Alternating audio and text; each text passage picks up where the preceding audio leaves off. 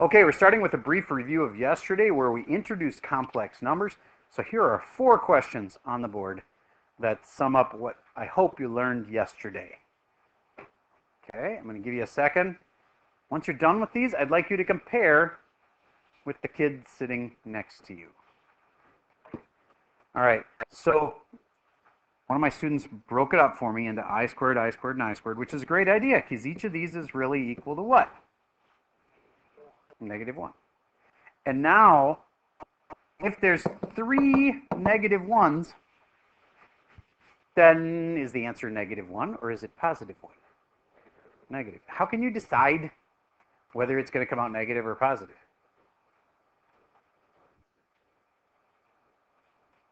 It's counting how many negatives there are, right? All right. Okay, so then if it's an odd number of negatives, I don't think we have to put it back into I to the 6th and that stuff, but I agree with your assessment that there's an odd number of -1s there, then it's going to be negative. So the answer for this one was -I. Raise your hand if you had -I as your answer. Okay, that's important at the end when I ask you to raise your hand if you had it, because if you don't, I make a little mental check mark like, oh, this kid's not quite getting it. So, you know, it's not just a little, you know, at the same time, don't raise your hand if you really didn't get it right. Don't raise your hand. So I don't want that to just be an automatic, I raise my hand when he says raise your hand. You know what I mean? Because I'm checking for understanding for that. So, all right. So let's try number 1, which I hope you knew was the square root of -1. Raise your hand if you knew that one correctly. Okay, good. Then moving on to number 2.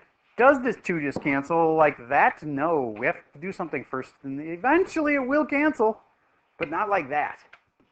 All right. So how, Dice of Destiny, who should I call?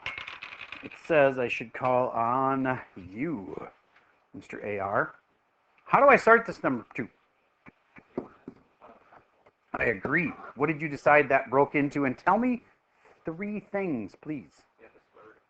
Square root of 4. Square root of 2. I'm going to say the square root of -1, which is I. Okay, awesome. So then this is 2, and this is square root of 2, and this is I. And please don't write it that way. I know some of you did. Don't. You know why? Because it looks like that I is part of the 2, and it looks like the square root of 2I. You see what I mean? It's like it starts to wonder, is that I underneath the root or not? And is it underneath the root? Is the I underneath the root? No, it is not. So it's really important that you put the I right there. 2I root 2. Okay. Down here, this I to the 7th, we already answered that. It was -I. And the very last one, Dice of Destiny, who do I call on? Row 1. 5th person, so 1, 2, 3, rotates back, 4, 5. That's you. 6I. Raise your hand if you had 6I. Okay, awesome. Now, that's complex numbers in a nutshell, and frankly, that's more than half of the test, which is on Friday. Is there any of those that you think might kick your butt on the test? I'm not saying those are the test questions. I'm saying those are important problems so far. Is there anyone you want me to review?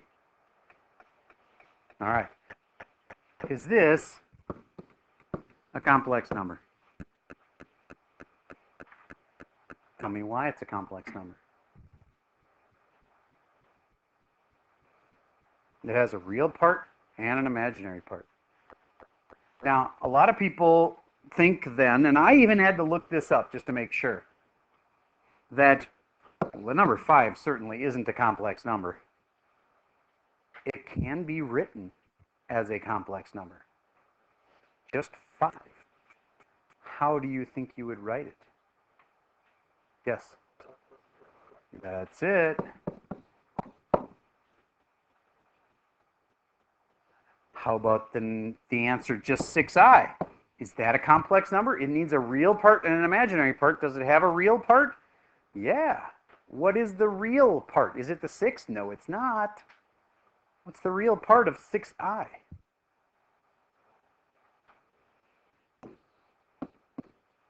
You just can't see it. 0 plus 6I. Is 0 real? Getting into all kinds of interesting concepts here. 0 is real. 0 is a real number. part of the real number system. As opposed to, well, what are the two options? There's real versus, you're going to have to stop. If you can't stop laughing, I'm going to send you out because you're distracting me. So you got real versus what? Imaginary. And rational versus what? Irrational. Okay, yeah, those two logically make sense, but can you even name one irrational number? Pi is irrational. Why? It never repeats and never stops. Because repeating decimals, like 0.8 repeating, they never stop, but they also don't repeat. So is this real or imaginary or rational or irrational? 0.8 repeating. Write down what you think that is. Real, imaginary, rational, or irrational. It can be more than one of those things. 0.8 repeating. Real, rational, imaginary,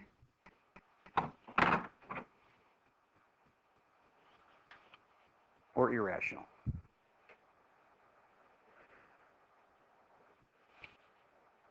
What do you say, sir?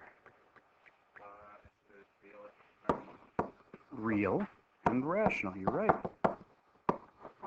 Rational, the official definition of rational is that you can write it as a fraction. The official definition of a rational number is that you can write it as a fraction. What's the fraction for 0.8 repeating? Anybody know it? You know it? 8/9. Very good. So that 8/9 is the same exact thing as 0.8 repeating, and it's a rational number. And it's a real number because it's not what? Imaginary. Could I write this as a complex number? Yes, you just have to add what to it? Yes? Yes. Go back to your very first grade classroom. Can you imagine how complicated life would get if they tried to explain that when you first learned about 1 plus 1 equals 2? Technically, we could express these as complex numbers. So kids, it's actually 1 plus 0i. What's 0i? Plus 1 plus 0i is equal to 2 plus 0i. You can make math like, like go back to elementary school and actually do really, in fact, there's a ton of ways to write 1. I'm going to have you do that sometime. There's a ton of ways to write 1. What's a weird looking way to write a 1 that you actually already know? A weird looking way to write a 1. And don't say, 3 minus 2, okay? I don't give me a math problem, but what's another way to write a 1? Yes? The square root of 1 is 1, that's true. That is one unusual way to write a 1. Yes? 1 squared that's also, that's relatively unusual. It's not completely different looking than a 1. They both have 1s in them. What's another way to write a 1? Ooh, you've thought of something, yes? Ooh, I like it. Except I think it's to the 5th. Isn't it to the 5th?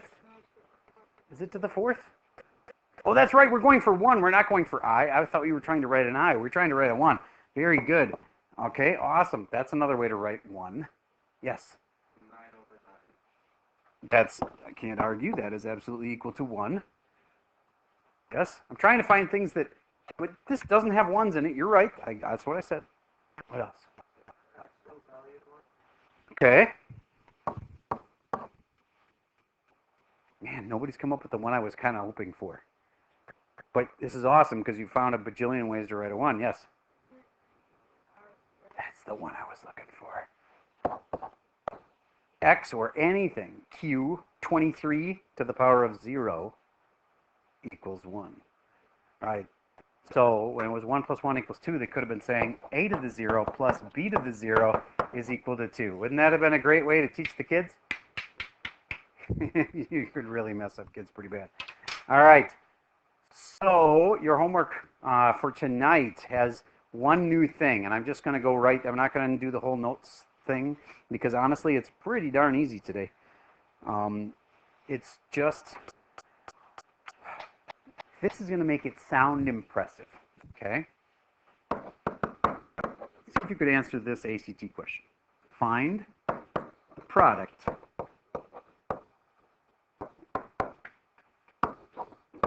of the following complex binomials.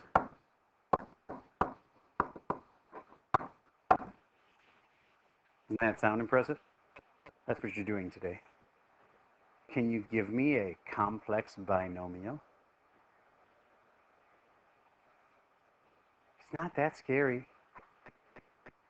Give me a complex number written as a binomial. Yes? That's a binomial. It's got two terms. And it's a complex number because you got it written in that form where you get the real part and the complex part. Very good. That's one complex binomial. Give me another one. Somebody else seeing what he wrote there? Come on. You can do this. It's easy. Yes? Excellent. Now, would you please actually find the product of them? In case your mind which went blank on the pull product thing. Somebody say, what does that mean? You multiply them. Hint, put parentheses around them. And multiply them out. And warning, somewhere buried in there, you're going to have an I squared. What's that equal to again? I squared, it was one you were supposed to remember. I said if there's only one thing from yesterday you need to remember, it's that I squared was negative 1. So when you multiply this puppy out, would you please make sure that when you see the I squared, you do the proper substitution there? All right. I'm going to pause for a second while you multiply. Hint, put these in parentheses. I don't want your very first one to be too complicated. But it sure sounds impressive. You know, when mom or dad sometimes says, so what'd you do at school today? Well, I multiplied complex binomials. Make it sound like you're a genius. I'll pause for a second while you give that a try. All right. Hopefully, you multiplied this out. This is one of those moments where there's some kids in here that are doing FOIL, and they know what I'm talking about when I say FOIL, and others that are like, I don't do it that way. How many of you do FOIL? Raise your hand if that's you. Okay. And the other kids are still doing the same things. It's just they may not be doing in that order. Firsts would be these two, okay, which would be 3 times 1 is 3. Outside would be these two, which couldn't you just do it the same way, like across the top here? Yeah, that's still the outsides, okay? And the outside ones, in case you ever hear us referring to that, it's these on the outside, and that's 4i. And then the insides, which is 3i, and then the lasts, which again, you may be doing it the same thing, you're just not calling it FOIL. The last is I and the 4i, and that makes, this is important, 4i squared. Then these can be added together because they're like terms. Final answer, 3 plus 7i plus 4i squared. That on the ACT would have been one of the choices, and it would have been wrong. Why? Yes, because you can simplify it. If what is 4i squared really? Negative 4, because that's 4 times negative 1, because I squared is negative 1. In case you forgot that, you need to go back and watch yesterday's video. All right, so I squared is negative 1, so now that's negative 4. Goes with the 3, makes negative 1. So what did I just do wrong at the very end? That's wrong. Yes? Very good. Technicality, but the negative 1's supposed to be first. Again, I checked with my colleagues because I was actually marking those as partial credit wrong, like half off. But I checked with my colleagues, and I even checked with the people who teach the really high-level math classes, and they say, we don't really make a big deal about it. If they reverse it, it's okay. So if they let you have it, get away with it in calc, I'll let you get away with it here. So, okay, so you can reverse them, but just so you know, it's really supposed to have the real number first and the imaginary part second. But it's like one of those things where somebody doesn't end their question with a question mark, you could still understand what they meant. Okay, so that's pretty much it. So, a quick reminder about yesterday's Schoology quiz. A lot of people got not a great score on that thing because it was a lot of little technicalities. You know, you forget a plus or a minus. Of course, that's a big deal. But anyway, if you didn't do that awesome on the Schoology quiz, and then I'll like, imagine this kid's scenario. One kid got 4 out of 10. Ouch. Why do you think that they said, I'm not doing it again? Think about that. What's the best they could get the second time around? 10 and a 10. And you average them, what do you get? With 4 and a 10. A 7. Okay, now, is that better than 4? Well, yeah. But, do you get they had no chance at a 75 anymore? Because they did bad enough on the first time? If you did really bad on the first try, you can't even get a 75% anymore. See what I'm saying? Okay, if that ever happens to you, what I would say is this. If that ever happens where you just bomb it the first time, do you get that I actually would, more than normal, would want you to try it again? You know what I mean? It's like the time you really should. Okay, so if there's ever a situation like that, and I can see you tried it twice, and you just missed it, then I'm going to give it to you. You know what I'm saying? Technically, the kid only got 7 out of 10. Is that 70%? No. But if they tried it twice and they get really close, I'll give you the break. Okay? Because I saw that a few times on yesterday's Schoology quiz. Okay? So that still goes for today. Let's say you're sitting here right now and you know you're one of those kids. Didn't do so hot on your Schoology quiz. Didn't even try the second time because you knew you couldn't have a chance at averaging a 75%. 75%, of course, just a reminder, gives you 100% in the grade book. I give you 10 out of 10. If you take it that second time and you get close, if you don't take it the second time, then I don't feel that much mercy for you because you weren't willing to give the extra effort. Why should I give you extra points? But I want to encourage you to do that second try. Okay? So on Schoology quizzes, just know that if that ever happens, you just get rocked on the first one. Now that's not you putting in 2 answers and hitting submit. Okay, that's cheating. Now you're just looking for the answers. I can tell if you tried because I can see the answers that you have are kind of like in the ballpark of what the right answers kind of look like, as opposed to a kid just leaving them blank and hitting enter to see what all the answers are. I won't give you the credit for that. Okay? All right. So, what's tonight's homework? It's not a Schoology quiz, it's a worksheet, and I want to give you a ton of time and assign them all because it's one of those worksheets where it's got like a puzzle that you're trying to solve, and if I knock out 2 of the questions, you won't be able to like tell what the dumb little answer to the question is. Know what I mean? So it's only got 10 questions. All right, let's start it together though. So everybody, find the worksheet, open it up. We'll do the first problem together. Okay, so we found the worksheet here, number 1. Don't overthink this. It's just distributing this out. Okay, so 2i times 3 is 6i. 2i times the 7i plus 14i squared. Can't leave it that way. What is I squared really? -1. That makes that -14. And -14 should be first. There we go. And now if I look on my list, do I see it over there? Help me out. Is it near the bottom or something? -14 plus 6. Oh, there it is. IN. So that means at the very bottom of the worksheet, you can put an IN with the, help me here, number 1. Oh, there it is. IN.